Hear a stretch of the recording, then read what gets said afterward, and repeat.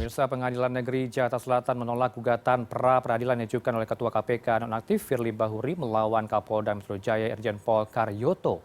Status Firly sebagai tersangka dianggap sah sebab penetapan tersangka dilakukan sesuai dengan prosedur yang telah berlaku. Desakan agar Firly segera ditahan pun bermunculan. Kita bahas malam ini bersama dengan narasumber kami ada Mas Zainur Rohman selaku peneliti dari Pukat UGM. Selamat malam. Assalamualaikum Mas Zainur, salam sehat.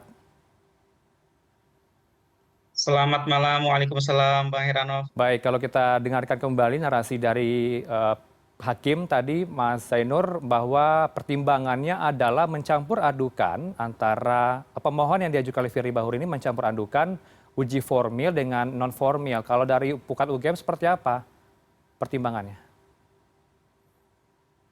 Ya, kalau kita baca dari permohonan pra-peradilan Firly Bahuri, memang pada prinsipnya mempermasalahkan dua hal utama kalau saya baca.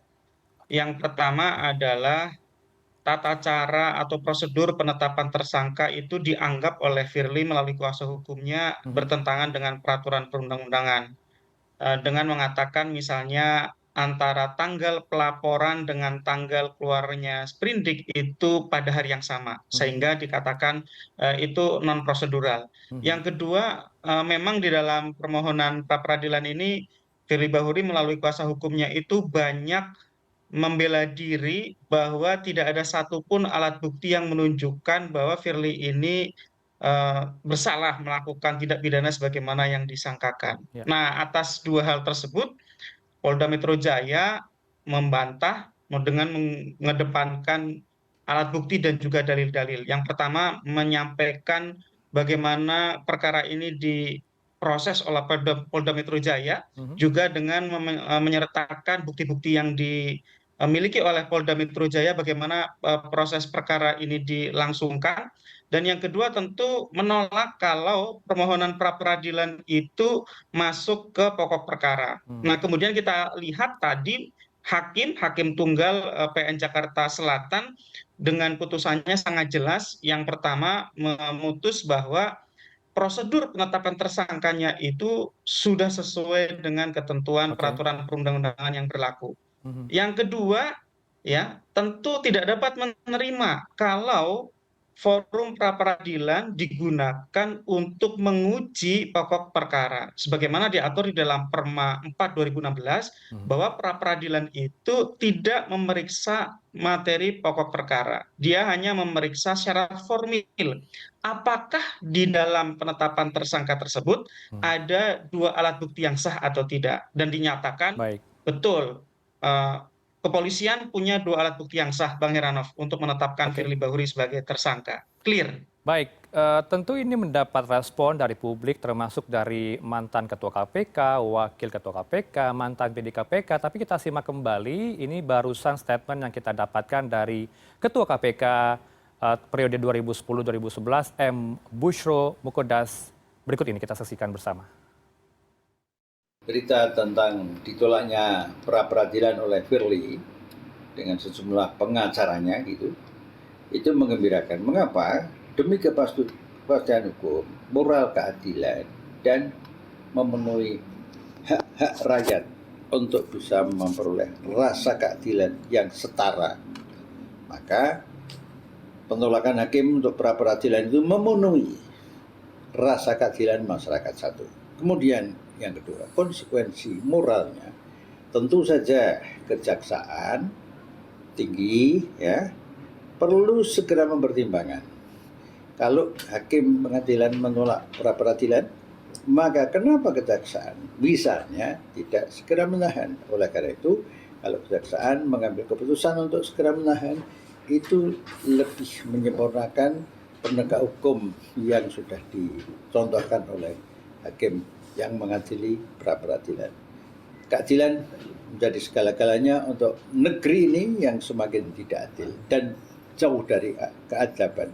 Begitu. Ya, kami minta respon Anda, Mas Zainur.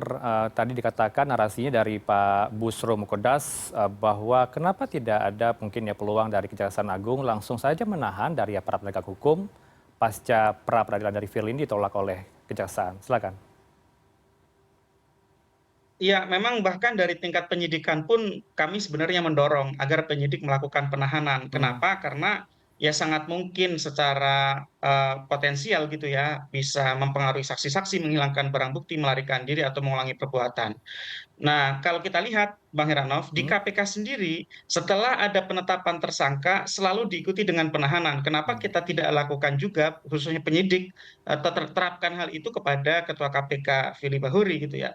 Nah, saya sepakat kalau kemudian nanti ini Kejaksaan melakukan penahanan terhadap Firly Bahuri. Tentu prosedurnya adalah karena saat ini masih dalam tahap pemeriksaan berkas, penelitian BAP, tentu nanti kalau sudah dinyatakan P21 Mhm. dilimpahkan sepenuhnya berkas dari kepolisian dengan tersangkanya kepada kejaksaan. Kemudian saya berharap juga kejaksaan melakukan penahanan. Kenapa? Ya demi keadilan gitu ya, juga untuk mencegah ya resiko seorang Firly Bahuri misalnya mempengaruhi saksi-saksi dan atau menghilangkan barang bukti, dan itu pasti akan sangat merepotkan jaksa sendiri nanti ketika di dalam proses persidangan.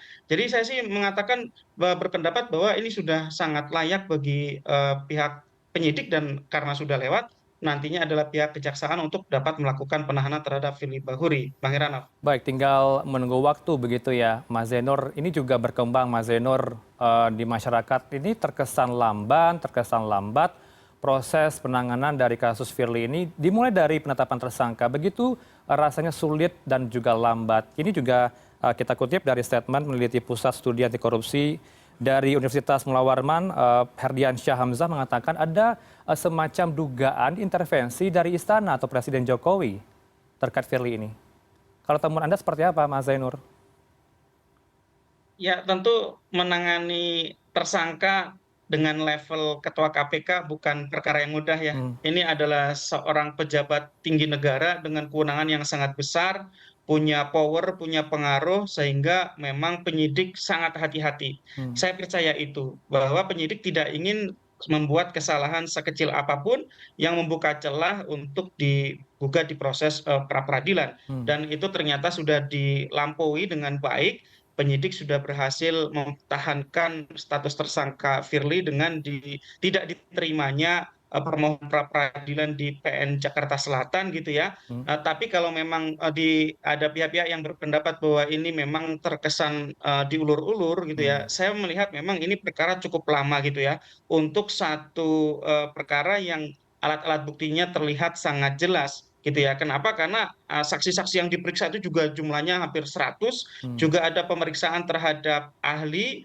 juga barang-barang bukti yang disita juga sudah sangat banyak, dilakukan penggeledahan di berbagai tempat, tetapi kemudian penetapan tersangka dilakukan untuk jangka waktu yang lama setelah adanya proses dimulai oleh penyidik.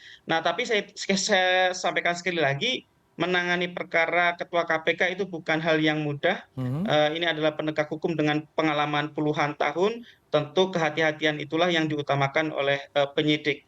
Nah, jadi kalau kita lihat Bang Heranov, sekarang yang kemudian harus diperhatikan betul oleh pihak kejaksaan adalah untuk mengantisipasi begitu ya, hal-hal yang sebenarnya tidak terkait dengan perkara, tetapi kemudian dimunculkan oleh Firly Bahuri sebagaimana kemarin dimunculkan dalam proses pra peradilan.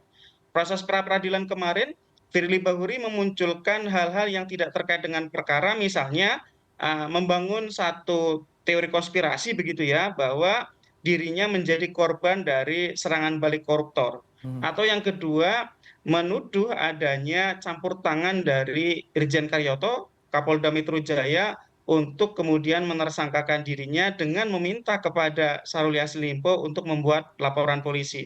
Nah, hal-hal seperti ini adalah upaya dari Firly Bahuri untuk berkelit dari jeratan hukum. Nah, ini juga saya percaya nanti di dalam proses penuntutan pasti juga ada resiko-resiko yang harus dihadapi oleh pihak kejaksaan, khususnya jaksa penuntut umum ketika menuntut Firly Bahuri ini, sehingga dari Baik. sekarang Hmm. harus dipersiapkan betul untuk dapat mendakwa Firly Bahuri dengan sebaik-baiknya, Bang Heranov. Baik, terakhir Mas Zainur, apakah Anda juga melihat di kepolisian sendiri ada tarik ulur, ada tekanan intervensi dari satu pihak yang ada di tubuh Polri?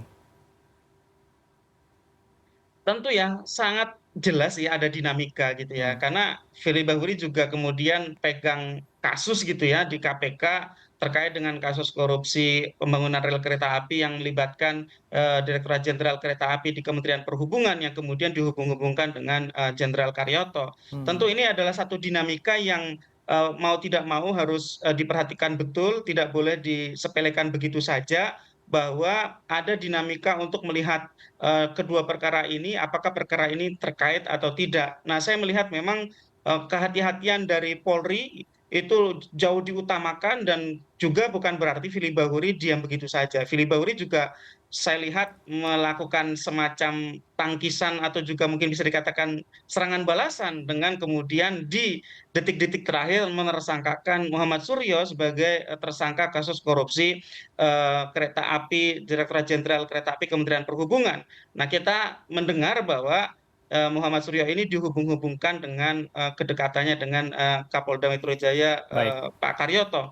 Nah, itu tadi saya katakan dinamika itu selalu ada ya, dan ini adalah kita bisa katakan ini perang bintang, bukan orang biasa gitu ya, sehingga ya memang perkara ini adalah perkara yang tensinya sangat tinggi, tetapi sekali lagi saya apresiasi kepada pihak kepolisian, kepada para penyidik, berhasil sukses sejauh ini mempertahankan status tersangka Firly Bahuri dan kemudian memenangkan pra peradilan dengan ditolaknya tidak diterimanya pra peradilan oleh Hakim Pengadilan Negeri Jakarta Selatan. Sekarang kita tinggal berharap kepada kejaksaan melalui Kejaksaan Tinggi Jakarta untuk benar-benar menyiapkan dakwaannya sebaik mungkin ya, dan juga mengambil dari BAP untuk nanti dapat digunakan sebaik-baiknya menuntut Firly Bahuri agar jangan sampai Firly Bahuri ini lepas begitu saja atau bebas, jangan sampai kemudian upaya untuk menersangkakan Firly Bahuri kemudian berujung sia-sia kalau dakwaannya tidak dipersiapkan dengan baik. Kita berharap ini menjadi satu proses yang dapat menyehatkan KPK. Dengan ditetapkannya Ketua KPK sebagai tersangka, maka kemudian kita melihat ini sejarah baru di mana pertama kali seorang Ketua Komisi Pemberantasan Korupsi menjadi tersangka korupsi dalam proses penegakan hukum korupsi yang melibatkan SYL. Ini kan triple ironi gitu ya. Ini sangat ironis gitu ya. Nah, ini kemudian sekali lagi ini menjadi pembelajaran penting buat semua untuk jangan sekali-kali melakukan korupsi atau menyalahgunakan kewenangan, apalagi dengan posisinya sebagai Ketua KPK. Bang Heranov. Baik, kita tunggu persidangan apakah akan ada nanti kejutan yang akan dilakukan oleh Firly mengungkap beberapa pihak yang mungkin ada juga dugaan terlibat kasus tertentu. Kita akan simak nanti di persidangan apa yang akan disampaikan oleh Firly Bahuri. Terima kasih Mas Zainur Rohman selaku peneliti Pukat UGM bersama kami di Prime News. Selamat malam. Assalamualaikum. Selamat malam.